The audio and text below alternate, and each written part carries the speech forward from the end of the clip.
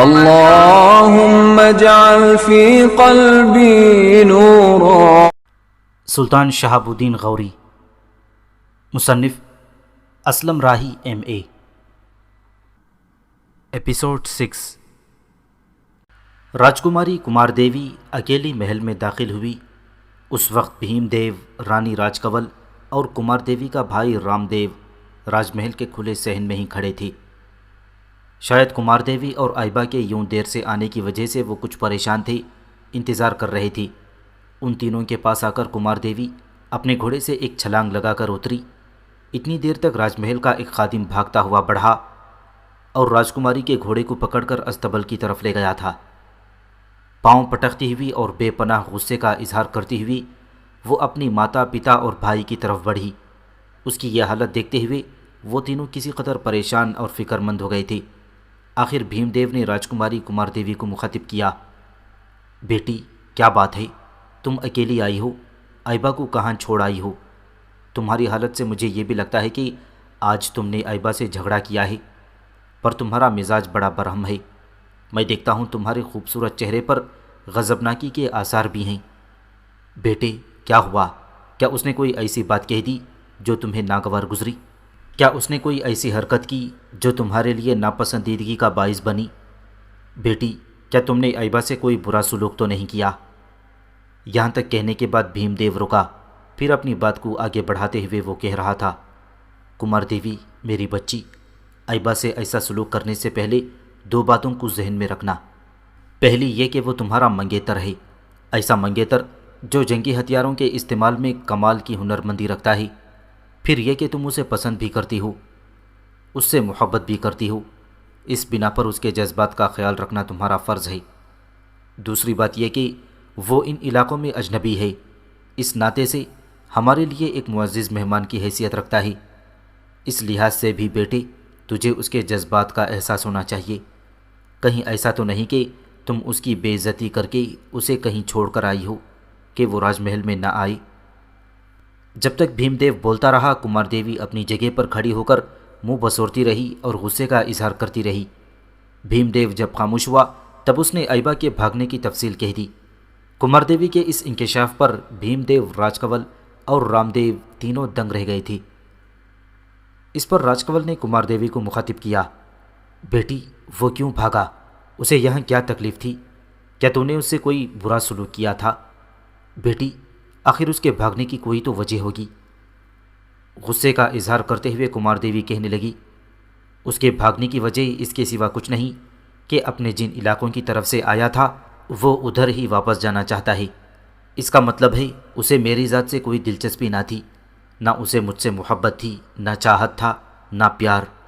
ماتا ایسا لڑکا جسے مجھ سے محبت نہ ہو، جس کے دل میں ذرہ بھر میری چاہت نہ ہو، وہ میرے پریم کو ٹھکرا کر جانا چاہتا ہوں اور مجھ سے چھٹکارا حاصل کرنا چاہتا ہوں۔ آخر میں اسے اپنی زندگی کا ساتھی بنانا کیوں پسند کروں؟ اگر وہ پکڑا نہ گیا تو میں جانوں گی میری اس سے محبت ہی نہ ہوئی تھی۔ یہاں سے دفع ہوا، میری نگاہوں سے دور ہوا، اور اگر ہمیں تعاقب کرنے والے مسلح جوانوں نے اسے پکڑ لیا تو میں اس کا وہ حشر کروں گی کہ شہر والا بھی اسے دیکھ کر عبرت پکڑے گا۔ ماتا میرا یہ فیصلہ ہے کہ اب میں اسے اپنا جیون کا ساتھی نہیں بناؤں گی۔ جس لڑکے کو میری ذات سے دلچسپی نہیں ہے، جس کو میرے شریر سے محبت نہیں ہے، جس نے میرے پریم کی قدر نہیں کی، میں اگر اس کی جیون ساتھی بن بھی گئی تو آنے والے دنوں میں وہ میری کیا قدر کرے گا؟ لہٰذا اگر ہمارے مسلح جوان اسے پکڑ کر لاتے ہیں تو اس راج محل میں اس کی حیثیت میری منگیتر کی نہیں بلکہ ایک غلام کی ہوگی۔ وہ غلام تھا اور اب میں غلام بنا کر ہی اس راج محل میں رکھوں گی۔ میری اب تینوں سے التجا ہے کہ اس سے میں کیسا بھی سلوک کروں، اس سلسلے میں آپ مجھ سے کوئی باز پرس نہ کیجیے گا اور نہ مجھے اس سے باز رہنے کے لیے کہیے گا۔ اس کے ساتھ ہی کمار دیوی غصے میں پاؤں پٹکتی ہوئی اپنی خوابگاہ کی طرف چلی گئی۔ ایک روز صبح سویرے راج محل کے اندر آئبا کے آنے کا ایک شور مچ گیا تھا۔ جو مسلح جوان اس کو پکڑ لائے وہ اسے راج محل کے کھلے صحن میں لائے۔ تب راج محل کے اندر سے کمار دیوی، بھیم دیو، رام دیو اور راج کنول باہر نکل آئی تھی۔ راج محل کے خدام بھی ایک طرف جمع ہو گئی تھی۔ اس موقع پر کمار دیوی کے غصے اور اس کی غضبناکی کی کوئی انتہا نہ تھی۔ جو مسلح جوان آئبا کو پکڑ لائے تھے وہ اپنے گھوڑوں سے اتر کر کھڑی ہوئی تھی۔ ان کے سامنے انتہائی پریشانی کی حالت میں ایبا کھڑا ہوا تھا۔ کمار دیوی اس سے ذرا فاصلے پر رک کر تھوڑی دیر تک اسے غور سے دیکھتی رہی، پھر بڑے غصے میں پاؤں پٹکتی ہوئی آگے بڑھی اور لگاتار 2 بھرپور تمانچے ایبا کے منہ پر دے مارے تھی۔ کمار دیوی کی اس حرکت پر بھیم دیو راج کنول اور اس کا بھائی تینوں شرمسار سے تھی۔ ان کے چہرے کے تاثرات بتاتے تھے کہ انہوں نے کمار دیوی کی اس حرکت کو ناپسند کیا ہے، لیکن اس موقع پر وہ بول نہ سکے۔ پھر راجکماری چند قدم پیچھے ہٹی اور ایبا کو مخاطب کر کے کہنے لگی، تو نے میرے شریر، میری آتما کو پامال، میرے امکان کی حدود کو پار کیا ہے۔ میں تجھے اپنی خواہشوں، اپنی امیدوں اور آشاؤں کا آدرش بنانا چاہا، لیکن تو غلام ثابت ہوا۔ میں نے تیری عظمت کو کوہساروں جیسا بلند لے جانا چاہا، لیکن تو ذلت و پستی کی خاک ثابت ہوا۔ میں نے تجھے ستارہ نصیب راجکمار بنانا چاہا، لیکن تو نحوست میں ڈوبا ہوا اندیشہ نکلا۔ میں نے تجھے پستیوں سے اٹھا کر کمال تک پہنچانا چاہا، لیکن ایبا تو تاریکیوں کی دل گرفتہ وحشت ثابت ہوا۔ میں نے تجھے اپنے گداز شبنمی لہروں میں گلاب کی مہک بنا کر اتارنا چاہا، لیکن تو نفرت کا پیکر ثابت ہوا۔ یہاں تک کہنے کے بعد کمار دیوی رکی۔ اس کے بعد پہلے سے بھی زیادہ غضبناکی کا اظہار کرتے ہوئے وہ کہہ رہی تھی، ایبا میں نے تجھے اپنے رخساروں پر حیا کی سرخی، اپنی سانسوں کی مہک، اپنی آتما کی حلاوت، اپنا اصل حیات، اپنا مرکز جان بنانا چاہا، لیکن تو ایسا بدقسمت نکلا۔ تو نے یہاں سے بھاگ کر یہ ثابت کیا ہے کہ تجھے مجھ سے کوئی چاہت، غرض و غایت، کوئی الفت نہیں ہے۔ نہ تو مجھے پسند کرتا ہے، نہ ہی تو چاہتا ہے کہ تیرے میرے درمیان سگائی کا رشتہ برقرار رہے۔ یہ حرکت کر کے تو نے میری سندرتا کی توہین کی ہے، اس لیے میں تیرے ساتھ اپنی منگنی اور سگائی کے رشتے کو منقطع کرتی ہوں۔ تجھے یہاں جو راجکماروں کی طرح رہنے کی آسائش مہیا کی گئی، لیکن تو نے ثابت کیا کہ تو غلام ایسی آسائشوں کے قابل نہیں۔ لیکن اب تو راج محل کے اندر نہیں رہے گا۔ راج محل کے اطراف میں جو راج محل کے خدام کے لیے کمرے بنے ہوئے ہیں، ان میں سے ایک حصے میں تیری رہائش ہوگی۔ اب تو اپنی زندگی کے باقی ماندہ دن اسی راج محل میں ایک غلام کی حیثیت سے گزارے گا، اور یہ دن ایک راجکماری کو دھوکہ دینے کی وجہ سے تیرے لیے عبرت خیزی کے دن ہوں گے۔ اب میں نے تیرے لیے وہ بندوبست کیا ہے کہ تو یہاں سے بھاگنا چاہے تب بھی بھاگ نہ پائے گا۔ اس کے ساتھ ہی قریب ہی کھڑے ایک خادم کو راجکماری نے اشارہ کیا۔ وہ اشارہ پا کر خادم ایک طرف بھاگا۔ تھوڑی دیر بعد وہ لوٹا۔ اس کے ہاتھوں میں ایک لمبی موٹی زنجیر تھی جس سے ہاتھیوں کو باندھا جاتا تھا۔ وہ خادم جب زنجیر لے کر آیا تو کڑکتی آواز میں راجکماری نے اسے مخاطب کیا، زنجیر جیسا کہ میں نے تمہیں سمجھایا ہے اسے پہنا دو اور اس کو وہ کمرہ دکھاؤ جس کے اندر آج کے بعد اس کا قیام ہوگا۔ راج محل کا وہ خادم آگے بڑھا۔ زنجیر کی جس طرف کڑیاں تھیں وہ کڑیاں اس نے اس کے بائیں ٹانگ کے گرد گھما کر اس کے اندر ایک تالا لگا دیا، اور زنجیر کی دوسری طرف لوہے کا ایک بھاری وزنی حلقہ تھا جو چلنے میں دشواری پیش کر سکتا تھا۔ جب اس خادم نے ایبا کو وہ بھاری بھرکم زنجیر پہنا دی، تب وہ خادم ایبا کو مخاطب کر کے کہنے لگا، اب تم میرے ساتھ آؤ، میں تمہیں تمہاری رہائش گاہ بتاتا ہوں۔ ایبا منہ سے کچھ نہ بولا، چپ چاپ اس کے ساتھ ہو لیا۔ وہ خادم اسے لے کر ایک کمرے میں داخل ہوا۔ اندر فرش پر ایک معمولی سا بستر لگا ہوا تھا۔ کمرہ کوئی خاص بڑا نہ تھا، چھوٹا سا تھا، بمشکل 2 مسہریاں اس میں آ سکتی تھیں۔ بیچ میں ایک دروازہ تھا اور وہ دروازہ ایک دوسرے کمرے میں کھلتا تھا۔ پہلا کمرہ دکھانے کے بعد وہ خادم اسے دوسرے کمرے میں لے گیا۔ دوسرے کمرے کی سامنے والی دیوار میں بھی دروازہ تھا۔ خادم اسے مخاطب کر کے کہنے لگا، تمہارے رہنے کے لیے یہی 2 کمرے مختص کیے گئے ہیں، تمہارے رہنے کے لیے یہی 2 کمرے مختص کیے گئے ہیں۔ پہلے کمرے میں طہارت خانہ بھی ہے، وہاں تمہیں ضرورت کا پانی ملے گا۔ اس کمرے میں تمہارا کھانا، ضرورت کی اشیاء ہم پہنچاتے رہیں گے، اور راجکماری نے ہمیں یہی ہدایت جاری کی ہیں۔ اب چونکہ تمہارے پاؤں میں زنجیر ڈال دی گئی ہے، راجکماری کا بھی یہ حکم ہے کہ تم راج محل کے علاوہ باہر شہر اور بازار میں بھی گھوم پھر سکتے ہو۔ خادم جب دونوں کمرے ایبا کو دکھا چکا تب اس کا ہاتھ پکڑا اور کہنے لگا، اب میرے ساتھ آؤ، کمرے میں نے تمہیں دکھا دیے ہیں۔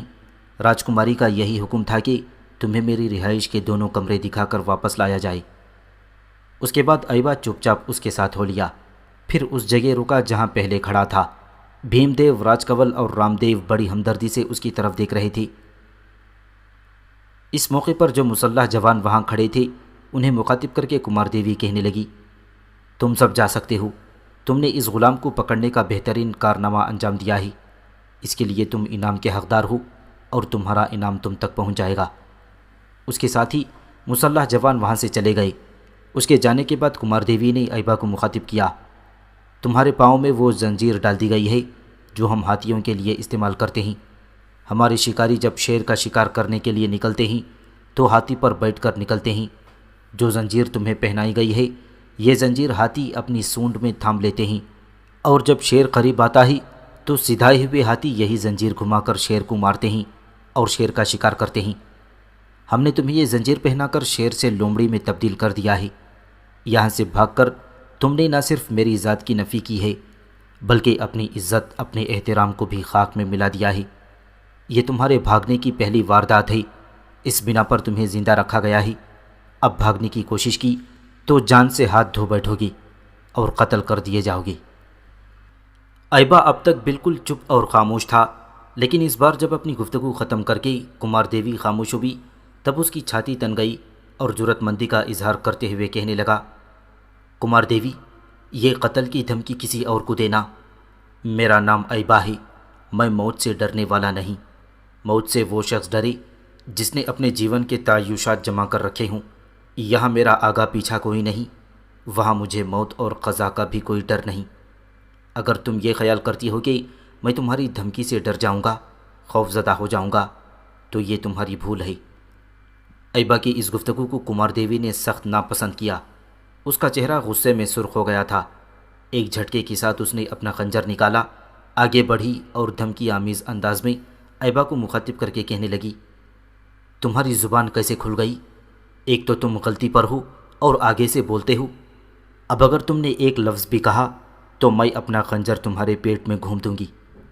اس پر ایبا تن گیا، اپنے آپ کو آگے کیا اور بے پناہ غصے کا اظہار کرتے ہوئے کہنے لگا، مجھے خالی خلی دھمکی نہ دو، میں تمہارے سامنے کھڑا ہوں، مارو خنجر، میں دیکھتا ہوں کیسے تم خنجر مار سکتی ہو۔ کمار دیوی مزید برہم ہو گئی۔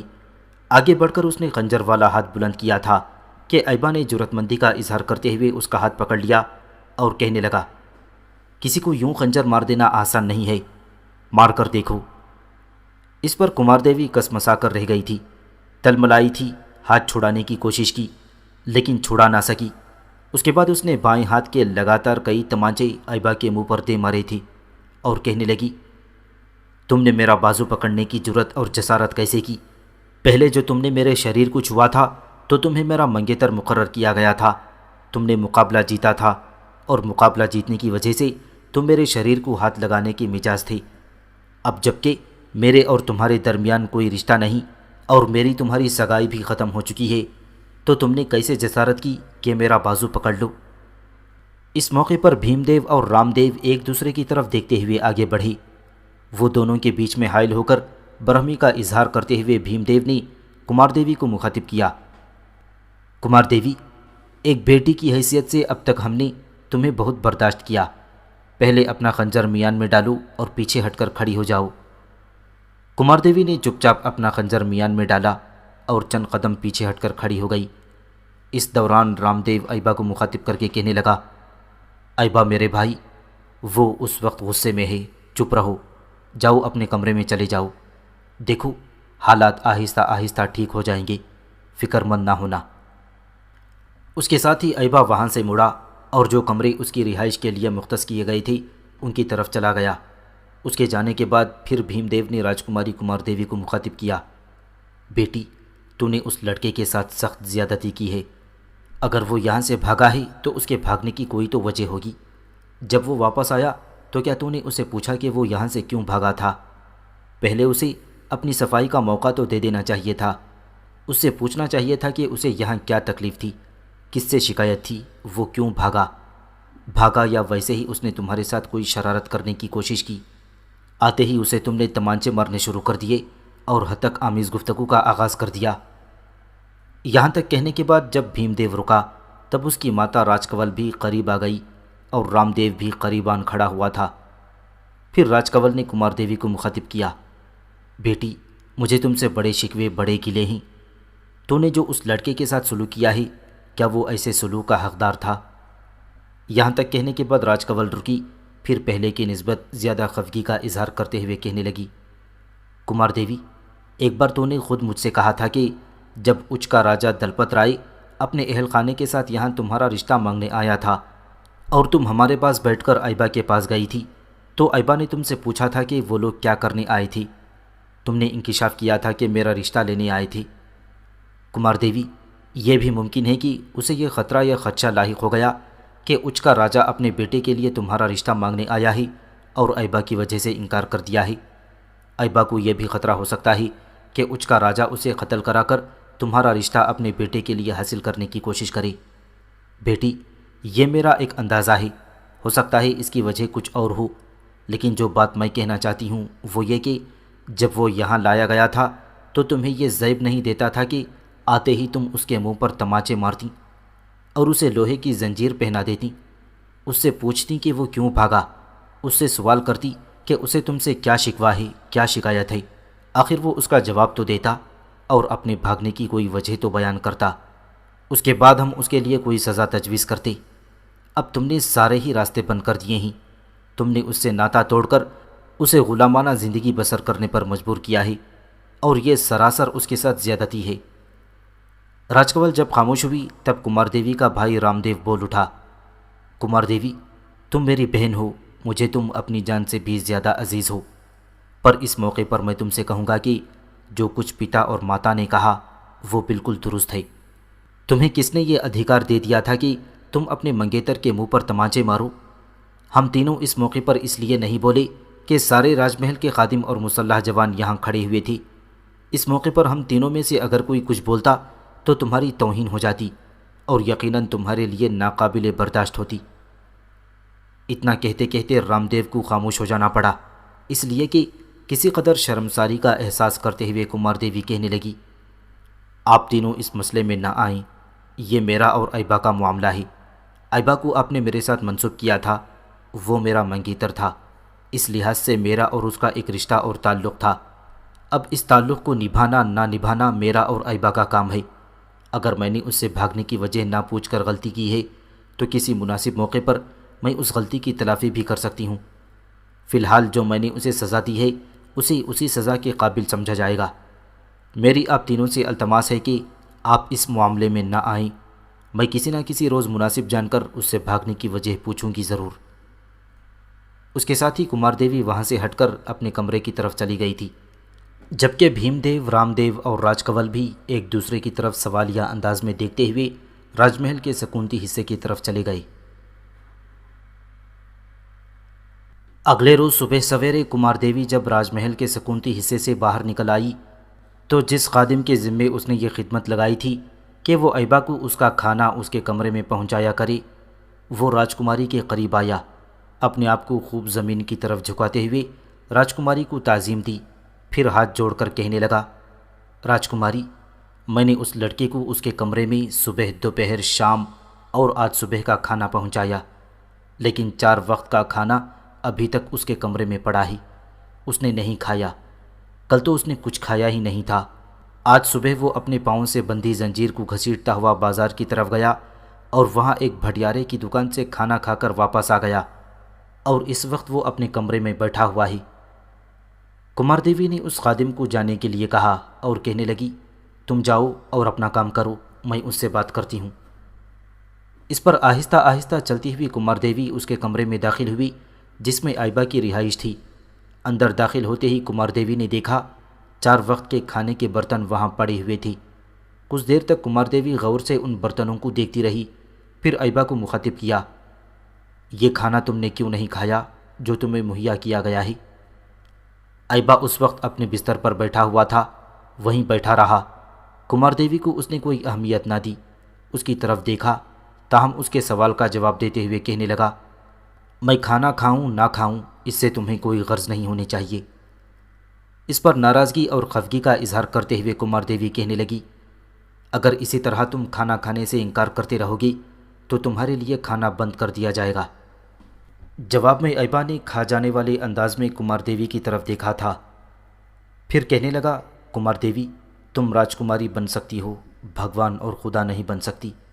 ایک بات یاد رکھنا، میں تمہاری ذات کا محتاج نہیں ہوں، میں وہی کروں گا جو میری مرضی ہوگی۔ اپنے خادم سے کہنا یہ کھانے کے برتن اٹھا کر لے جائے، مجھے ان کی کوئی ضرورت نہیں۔ کمار دیوی بھی وہاں کھڑے ہو کر کچھ دیر تک غصے میں اس کی طرف دیکھتی رہی۔ اس کے بعد دوبارہ اسے مخاطب کیا، تم یہاں سے بھاگے کیوں تھی؟ کیا تم مجھے اپنے بھاگنے کی وجہ نہیں بتاؤ گے؟ ایبا نے پھر کھا جانے والے انداز میں اس کی طرف دیکھا، کہنے لگا، کمار دیوی، یہ سوال پوچھنے کا سمے گزر چکا ہے۔ تم نے جو کچھ کرنا تھا کر چکی، اب تمہارے اس کرنے کا رد عمل ہوگا، اس کا انتظار کرنا۔ میں یہاں سے کیوں بھاگا اس کی وجہ نہ میں تمہیں بتاؤں گا اور نہ تمہیں میں بتانے کا پابند ہوں۔ میرے بھاگنے کی وجہ سے جو سزا تم نے میرے لیے تجویز کرنا تھی کر دی، اب مزید تم کیا کر سکتی ہو؟ تمہارے لیے بہتر یہی ہوگا، مجھے میرے حال پر چھوڑ دو، اس کمرے سے نکل جاؤ، میں تمہیں دیکھنے کا روادار نہیں ہوں۔ ایبا کے ان الفاظ کو کمار دیوی نے بری طرح محسوس کیا تھا۔ ایک مجروح کر دینے والی غصیلی نگاہ اس پر ڈالی، پھر تیزی سے مڑی اور اس کمرے سے پاؤں پٹکتے ہوئے باہر نکل گئی۔ ایبا نے اب سے یہ معمول بنا لیا تھا کہ راج محل کی طرف سے جو کھانا اسے مہیا کیا جاتا وہ نہیں کھاتا۔ اس کے پاس چونکہ معقول رقم تھی، لہٰذا وہ باہر بازار میں بھٹیارے کی دکان پر کھانا کھا لیا کرتا تھا۔ اس طرح دن بڑی تیزی سے گزرنے لگے تھے۔ نہروالا کا راجہ بھیم دیو ایک روز نہروالا شہر کے نواح میں کھلے میدانوں میں اپنے لشکریوں کی ترتیب اور دیگر امور کا جائزہ لے رہا تھا۔ اس موقع پر اس کا سپہ سالار، اس کی راجدھانی کے دیگر سرکردہ سالار اور ان کے علاوہ اور لوگ بھی اس کے ساتھ تھے۔ جس وقت اپنے سالاروں سے کسی موضوع پر اہم گفتگو کر رہا تھا، اس کے محافظ دستوں کا سالار اس کے قریب آیا، جھک کر اسے تعظیم دی، پھر کہنے لگا، مالک، اچ کے راجہ دلپت رائے سے ایک قاصد آپ کی طرف آیا ہے۔ پہلے شہر میں داخل ہوا، جب اسے پتہ چلا کہ آپ شہر سے باہر لشکر کی تربیت گاہ میں ہیں، وہ یہاں آ گیا ہے۔ وہ آپ کی خدمت میں حاضر ہونا چاہتا ہے، اگر آپ حکم دیں تو اسے پیش کروں۔ راجہ بھیم دیو نے کچھ سوچا، پھر کہنے لگا، اچھا اسے لے آؤ میرے پاس، میں جاننا چاہوں گا وہ کیا کہنا چاہتا ہے۔ اس پر اس کے محافظ دستوں کا سالار پیچھے ہٹ گیا۔ تھوڑی دیر بعد وہ ایک شخص کو لے کر آیا۔ راجہ بھیم دیو کے قریب آ کر اس نے تعظیم دی۔ اس موقع پر بھیم دیو نے اسے مخاطب کیا، مجھے بتایا گیا ہے کہ تم اچ کے راجہ دلپت رائے کی طرف سے آئے ہو، کہو کیا کہنا چاہتے ہو؟ آنے والے قاصد نے گلا صاف کیا، پھر راجہ بھیم دیو کو مخاطب کر کے کہنے لگا، میں آپ کے نام اپنے راجہ دلپت رائے کا ایک اہم پیغام لے کر آیا ہوں۔ محترم راجہ، آپ کو خبر ہوگی کہ ہندوستان کی سرزمین میں مسلمانوں کا سلطان شہاب الدین غوری داخل ہو چکا ہے۔ ہندوستان کی سرزمینوں میں داخل ہوتے ہی اس نے ملتان پر حملہ کیا۔ گو ملتان کے قرامتیوں کی بڑی طاقت و قوت تھی۔ ان کے پاس جو لشکر تھا وہ شہاب الدین غوری کے لشکر سے کئی گنا بڑا تھا۔ اس کے باوجود شہاب الدین غوری نے انہیں بدترین شکست دی اور ان کا قتل عام کیا ہے۔ ملتان اور اس کے نواح میں اس نے ایک طرح سے قرامتیوں کا خاتمہ کر کے رکھ دیا ہے۔ اس وقت وہ ملتان شہر کے نظم و نسق میں مصروف ہے اور شہر میں ہی اس نے اپنے لشکر کے ساتھ قیام کیا ہوا ہے۔ ہمارے راجہ دلپت رائے نے اپنے مخبر ملتان میں پھیلا دیے تھے، جنہوں نے واپس آ کر راجہ کو یہ خبر دی کہ عنقریب شہاب الدین غوری ملتان سے نکل کر اچ کا رخ کرنے والا ہے۔ اچ پر حملہ آور ہونے اور اچ کو فتح کرنے کے بعد اس کے یہ بھی ارادے ہیں کہ وہ نہروالا پر حملہ آور ہوگا۔ ان حالات میں ہمارے راجہ نے آپ سے گزارش کی ہے کہ جب شہاب الدین غوری ملتان سے نکل کر اچ پر حملہ آور ہو تو آپ ہمارے راجہ کی مدد کریں، تاکہ شہاب الدین غوری کو ادھر ہی بھگا دیا جا سکے جدھر سے وہ آیا ہے، اور اگر اس نے اچ فتح کر لیا تو پھر آپ کی طرف بڑھنے کے لیے کوئی قوت اس کی راہ روک نہیں سکے گی۔ یہاں تک کہنے کے بعد وہ قاصد جب خاموش ہوا، تب انتہائی تاسف اور دکھ کا اظہار کرتے ہوئے نہروالا کا راجہ بھیم دیو کہنے لگا، جہاں تک شہاب الدین غوری کے ہاتھوں ملتان کی فتح کا تعلق ہے تو اس کی خبر ہمیں ہمارے مخبروں سے مل چکی ہے۔ ان ملتان کے قرامتیوں کی بدبختی کہ انہوں نے اپنے ہمسائیوں میں سے کسی کو وقت ہی نہیں دی۔ انہیں جب خبر ہوئی کہ شہاب الدین غوری ملتان پر حملہ آور ہونے کے لیے شہر کی طرف پیش قدمی کر رہا ہے، تو ان قرامتیوں کو چاہیے تھا کہ ہمارے راجہ دلپت رائے کے علاوہ ہم سے رابطہ قائم کرتے اور ہم دونوں راجہ ان کی مدد کرتے۔ اس طرح شہاب الدین غوری کو ملتان پر قبضہ کرنے کا موقع ملتا۔ یہاں تک کہنے کے بعد بھیم دیو رکا۔ اس کے بعد آنے والے قاصد کو مخاطب کر کے وہ کہہ رہا تھا، جہاں تک اچ کے راجہ دلپت راؤ کا تعلق ہے، اگر وہ ہم سے شہاب الدین غوری کے خلاف مدد مانگ رہا ہے تو ہم اسے مایوس نہیں کریں گے۔ ہم کسی بھی صورت ناپسند کریں گے اور نہ یہ برداشت کریں گے کہ شہاب الدین غوری ملتان کے بعد اچ پر قبضہ کر لی اور اس کے بعد اپنی طاقت و قوت کا رخ ہماری طرف کرے۔ تم تھکے ہارے ہو، آنے والی شب کو نہر والا کے مہمان خانے میں آرام کرو، کل صبح واپس اچ کی طرف جانا۔ اچ کے راجہ کو میری طرف سے یقین دلانا کہ ہم اسے تنہا اور اکیلا نہیں چھوڑیں گے۔ بہت جلد ہم ایک لشکر اچ کی طرف روانہ کریں گے اور قلعے کی نواح میں گھات میں بیٹھ جائیں گے اور تمہارے راجہ دلپت رائے سے رابطہ بھی کریں گے۔ جب شہاب الدین غوری ملتان سے نکل کر اچ کا رخ کرے گا تو تمہارے دلپت راؤ کو چاہیے کہ شہر سے باہر نکل کر شہاب الدین غوری کی راہ روکی، شہر سے باہر اس سے ٹکرائی، اپنی پوری طاقت و قوت سے اس پر حملہ آور ہو۔ اس دوران جو لشکر میں دلپت رائے کے لیے یہاں سے بھجواؤں گا اور جو اس وقت گھات میں بیٹھا ہوگا، وہ اچانک اپنی گھات سے نکل کر شہاب الدین غوری پر حملہ آور ہوگا اور تمہارا راجہ دلپت رائے کی فتح اور کامیابی کو یقینی بنا دے گا۔ اس موقع پر دلپت رائے کا قاصد بڑی شکر گزاری اور ممنونیت کے انداز میں بھیم دیو کی طرف دیکھ رہا تھا۔ بھیم دیو مسکرایا اور قاصد کو مخاطب کر کے پوچھنے لگا، تمہیں جو کچھ کہنا تھا کہہ چکی یا کچھ اور بھی کہنا ہے؟ اس پر اپنے دونوں ہاتھ جوڑتے ہوئے قاصد کہنے لگا، مالک، میں نے جو کچھ کہنا تھا کہہ چکا اور اس کے جواب میں آپ سے جس جواب کی توقع رکھتا تھا وہ بھی سن چکا ہوں، اور یہ جواب یقیناً ہماری امیدوں اور خواہشوں کے مطابق ہے۔ قاصد کے خاموش ہونے پر بھیم دیو مسکرایا اور کہنے لگا، اگر یہ بات ہے تو میرے آدمی کے ساتھ شہر میں جاؤ اور آرام کرو، کل یہاں سے کوچ کر جانا اور میرا پیغام دلپت رائے تک پہنچانا۔ اس کے ساتھ ہی راجہ بھیم دیو کے کہنے پر اس کے محافظ دستوں کا سالار اچ کے راجہ دلپت رائے کے اس قاصد کو اپنے ساتھ شہر کی طرف لے گیا تھا۔ ایک روز شام کے قریب آئبہ اپنے پاؤں کے ساتھ بندھی ہوئی بھاری اور وزنی لوہے کی زنجیر کو گھسیٹتا ہوا بازار کی طرف جا رہا تھا۔ شاید وہ کھانا کھانے بھٹیار خانے کی دکان پر جا رہا تھا۔ اس موقع پر بھٹیار خانے کے قریب ہی دو نوجوان کھڑے تھے۔ کچھ دیر تک وہ بڑی ہمدردی سے آئبہ کی طرف دیکھتے رہی۔ آخر ان میں سے ایک اپنے ساتھی کو مخاطب کر کے کہنے لگا، بھائی عظیم الدین، میں اور تم دونوں گزشتہ کئی دنوں سے اس لڑکے کی طرف دیکھ رہے ہیں۔ اسے عجیب سی اذیت میں مبتلا کر دیا گیا ہے۔ بیچارہ پاؤں سے بندھی اس بھاری زنجیر کو روز گھسیٹتا ہوا آتا ہے، اس بھٹیار خانے میں کھانا کھاتا ہے اور پھر راجہ کے محل کی طرف چلا جاتا ہے اور نکلتا بھی راجہ کے محل سے ہی ہے۔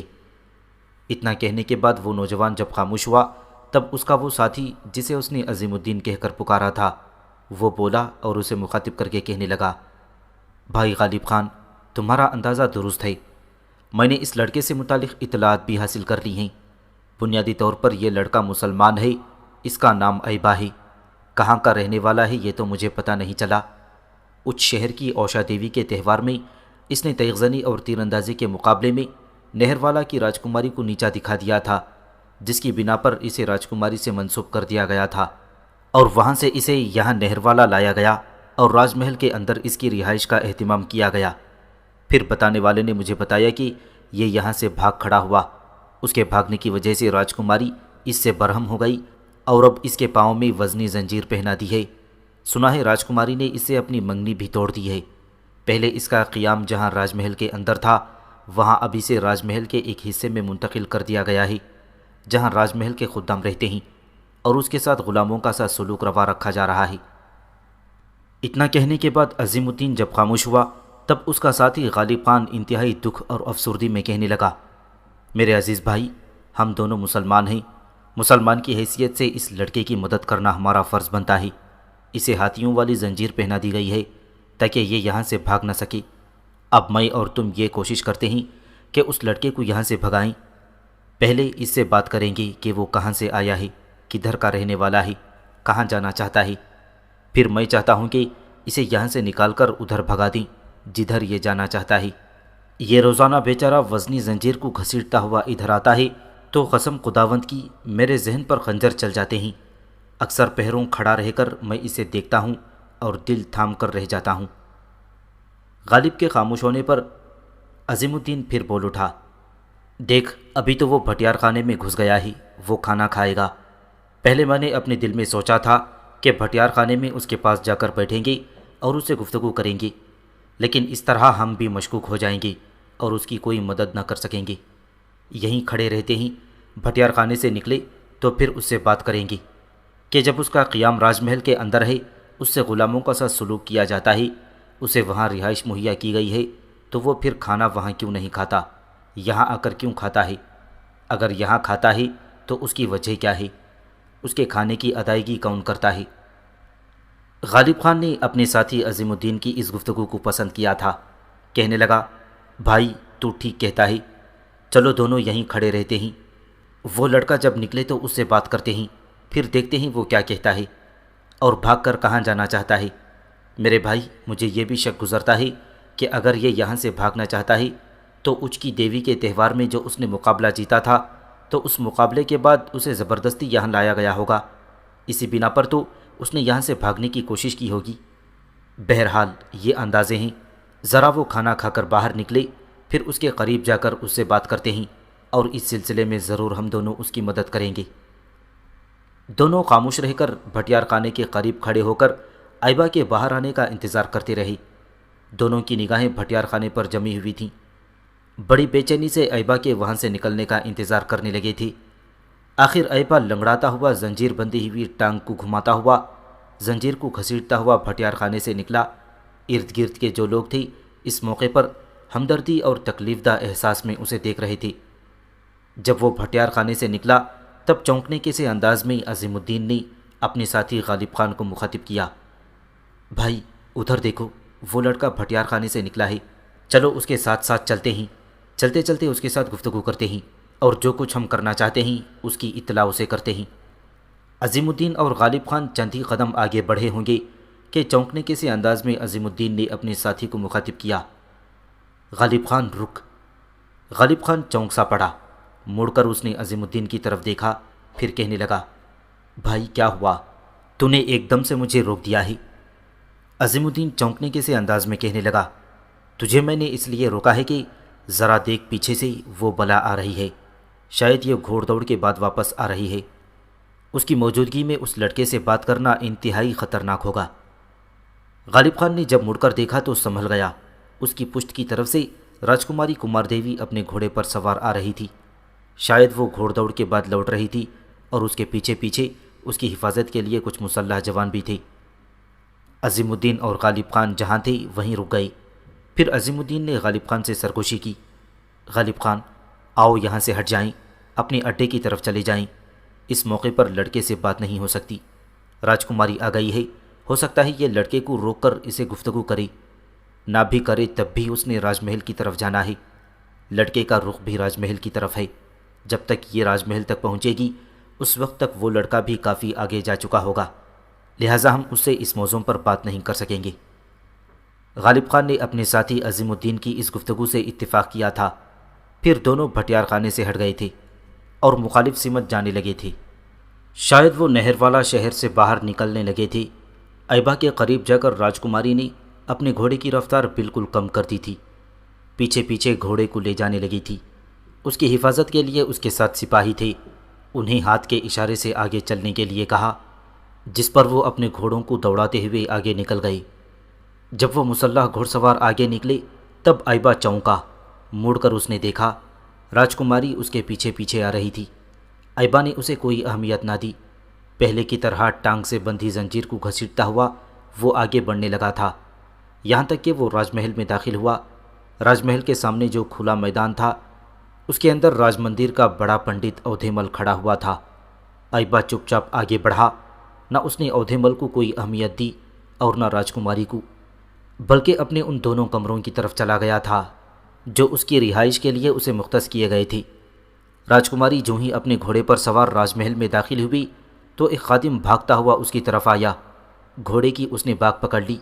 راجکماری نیچے اتری، وہ خادم گھوڑے کو لے کر استبل کی طرف چلا گیا تھا۔ راجکماری آہستہ آہستہ چلتی پنڈت اودھے مل کے قریب آئی اور اسے مخاطب کر کے کہنے لگی، پنڈت جی خیریت تو ہے، آپ یہاں صحن میں کیوں کھڑے ہیں؟ جواب میں اودھے مل مسکرایا اور کہنے لگا، بیٹا، میں اس ایبا کے لیے کھڑا تھا۔ آج دن کے پہلے پہر میں تمہارا بھائی میرے پاس آیا تھا۔ اس نے مجھ سے کہا کہ میں ایبا کو کچھ سمجھاؤں تاکہ وہ 2 کام کر لے تو اس کے پاؤں سے زنجیر بھی کھل جائے گی اور اسے معاف بھی کر دیا جائے گا۔ جواب میں اودھیمل کی طرف کمار دیوی نے بڑے غور سے دیکھا، پھر کہنے لگی، اس سلسلے میں میرے بھائی رام دیو نے مجھ سے تو کوئی بات نہیں کی، پر اس ایبا کے لیے کون سے 2 کام مختص کیے ہیں؟